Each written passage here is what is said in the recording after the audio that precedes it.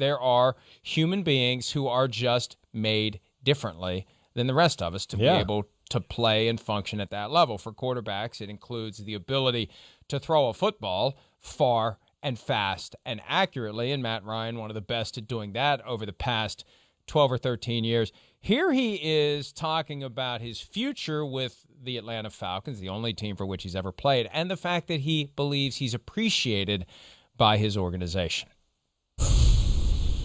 I understand I'm not going to play forever, but I also, have the mindset that I'm still playing really well and have, a lot of good football in front of me. But the most important thing to me is it comes from the belief in the building, the people who are actually making decisions, the people who, are with you day to day. I think there's been a shift for sure, during my time in the NFL, where guys have become more vocal about certain situations. And, I think that's a good thing from a player standpoint, is you want some of that. You want your voice to be heard. I feel like, within our organization, within the building that I've been in a really fortunate spot where my voice has been heard. And I've always felt that way and always felt appreciated. But, so I can't speak for other people's situations. I just feel fortunate that mine has been, as solid as it has been for the better part of 14 years.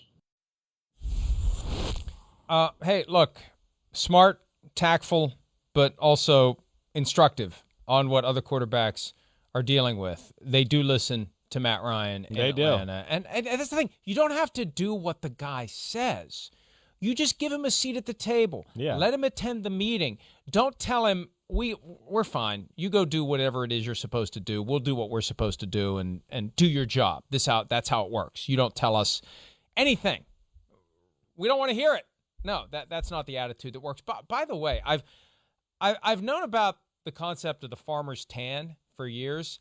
Matt Ryan's got the farmer's sunburn. Did you notice that? I did, yes. At first I thought he had caught the Bruce Arians disease, yeah, he's where just going your the skin same takes color. on the color of whatever shirt you're wearing. Right. But you can see the rim there. That's sunscreen, Matthew. Come on, you're old enough to know about that. Seriously. Anyway, and he's white as me. He's got to be careful down there in Atlanta. Far more importantly, this is a guy that still has gas in the tank. This is a guy that, even though they're in the process of out with the old and in with the new, you don't throw overboard a guy who is still among the better half of quarterbacks in the NFL. I don't know where he falls between 11 and 16. Maybe he's 11. I don't know. But he's not a guy that you say, all right, we're just going to get rid of him and we're going to roll the dice with a rookie who may or may not be anything special over the course of time. No doubt about it, right? We had this talk a lot during the draft process. I mean, this day and age, 2021, quarterback being 36 years old, like, who gives a damn? That's like it's truly, I mean, there's been like a change. It's like a 36-year-old quarterback is a 30-year-old quarterback from 15, 20 years ago. It really is. That's where we've gone. That's how far sports science and the training and everything like that has all, done for quarterbacks, especially to play longer in the NFL. I mean, and he's still really good, like you talked about. I mean, yeah, you don't give that up. A guy that's got at least 3 really good years left before you're even worried about, like, oh, man, is he in trouble physically or anything like that? Yes, I just don't think you abandon ship on that type of formula for a we think type prospect at pick number 4. We think he might be good and all those type of things. So Matt Ryan, like he said, he's still playing at a very high level. They haven't been great. They've been an injured football team, and they can win a Super Bowl with Matt Ryan. And to me, that's the number one thing. If you can answer that, then you don't really give that up. You don't give that up, and that's still a real answer for Matt Ryan. They had a Super Bowl one with Matt. I know. That's crazy. That's the reality. Yes. They were up 28-3. Now, look, I think that the failure in that game bears the fingerprints of many, and I've made the argument in the past that whoever called the pass play when they were in field goal range that resulted in the sack that took them out of field goal range, right? That Peyton Manning potentially shows a finger to the sideline and doesn't call that play. But there's only one Peyton Manning. Matt Ryan called the play that was sent in, but regardless, he's an MVP.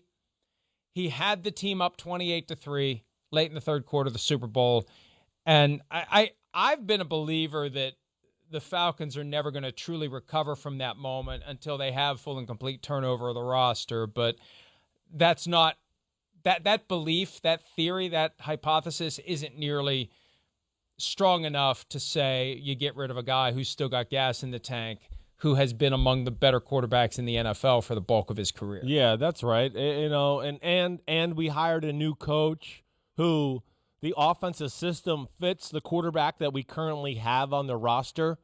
And, Mike, like you make a good point there. You're right. I don't know. Maybe they won't ever get over it, as an organization.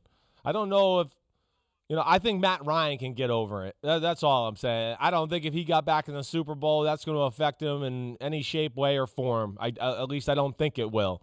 But he's just done a lot of good things. And, it just shows, too, like I know we showed because we're bringing up Matt Ryan and some of this stuff, too, about he's got an organization that supports him and an owner that's always, like you've said, at least takes what he has to say into account. Not that they're going to go, oh, whatever you say, we're going to do, but, oh, this is what you think, Matt? Okay, now we're going to go talk about it. Hey, Matt thinks this. It doesn't mean they do it, but they've always made him feel that way. And he's the number 2 pick of the draft. They've supported him with talent throughout his career. And, yeah, he feels comfortable. They've done a great job. I mean, it's a crazy – we showed Rodgers and Matt Ryan.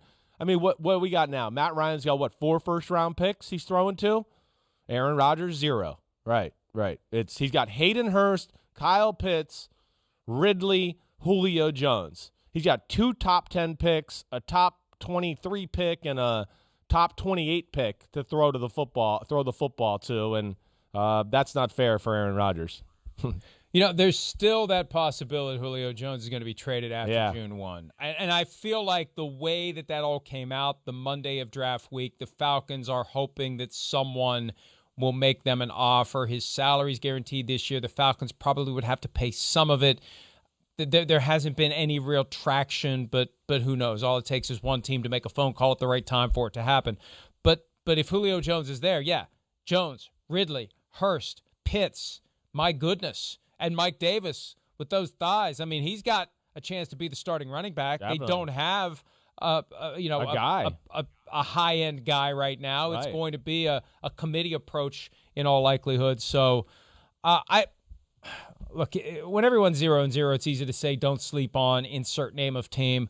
But it's not like anyone has the Falcons pegged to be among the worst. I was looking at the lines. Westgate has all the lines for every week, the betting lines, and teams like the Texans, the Bengals, the Lions, the Jaguars, they're the ones who are week in, week out more likely to be the team that isn't favored to win. I just don't think the Falcons are in that cut of teams this year. I know. Even with a new GM and a new head coach. No, I don't either. I just think, there's too many talented guys on the roster, right? And now, you got a head coach who's coming over, is going to bring a pretty tried and proven system from Tennessee that I think the personnel fits. So I'd be shocked on the offensive side of the ball if that doesn't work.